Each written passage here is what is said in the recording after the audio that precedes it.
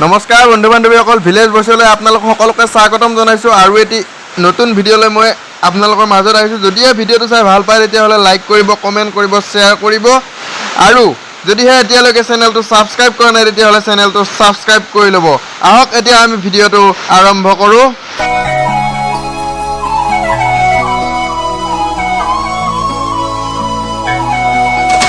আমি এতিয়া গৈ আছোঁ এটা মন্দিৰত।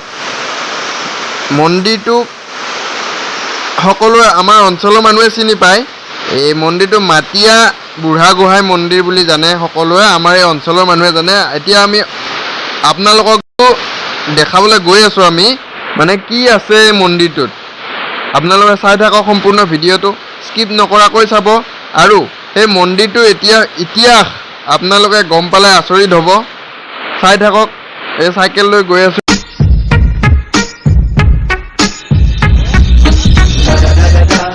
هلا اجا الزعيم العظيم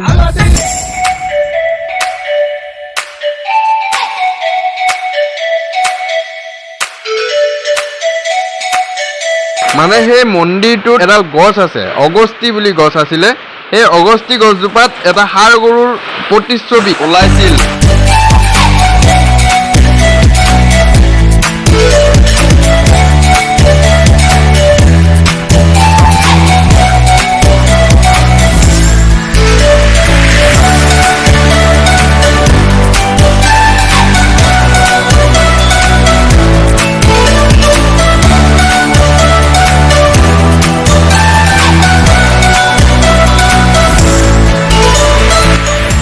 এইটোৱেই হৈছে সেই মন্দিৰটো আমি যিটোত আহিছোঁ।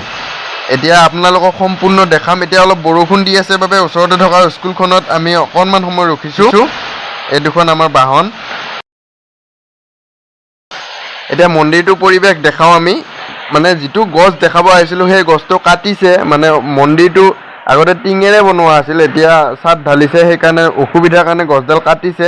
কিন্তু কাটিলেও যিখিনি বস্তুত এই ষাঁড় গৰুটো ওলাইছিলে সেই ষাঁড় গৰুটো সংৰক্ষিতভাৱে ৰাখিছে। আপোনালোকক দেখাম মই এই কিছু সময় পিছতে দেখাম। এতিয়া মই গৈ আছোঁ মন্দিৰটোৰ ভিতৰৰ কিছু দৃশ্য দেখুৱাই লওঁ।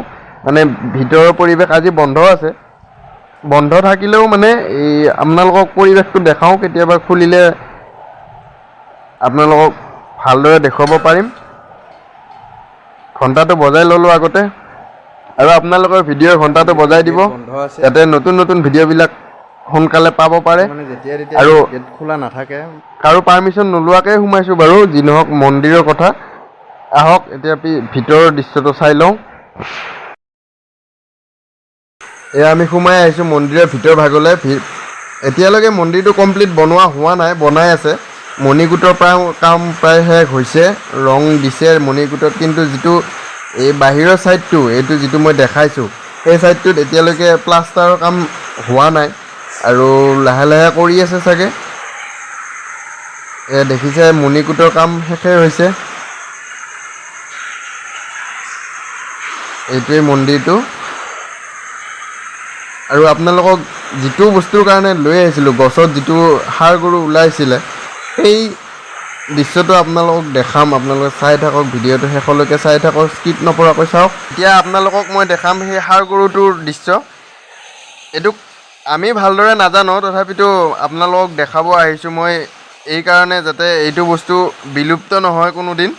আৰু আজি মানুহ নাই, যেতিয়া মই মানুহ পাওঁ তেতিয়া মই এইটোৰ বিষয়ত তেওঁলোকৰ যিবিলাকে জানে, যিসকল ব্যক্তিয়ে জানে, তেওঁলোকক মই সুধি আপোনালোকক জনাম কেনেকুৱাকৈ কি হৈছিলে, কি হোৱা নাছিলে, গছৰ পৰা কেনেকৈ ওলাইছিলে, কেতিয়া ওলাইছিলে, সেইটো মই এতিয়ালৈকে নাজানো।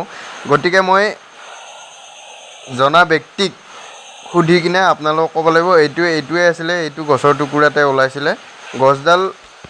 গছডাল অগস্তি গছ আছিলে, অগস্তি গছৰ পৰাই ওলাইছিলে সেই ষাঁড় গৰুটো।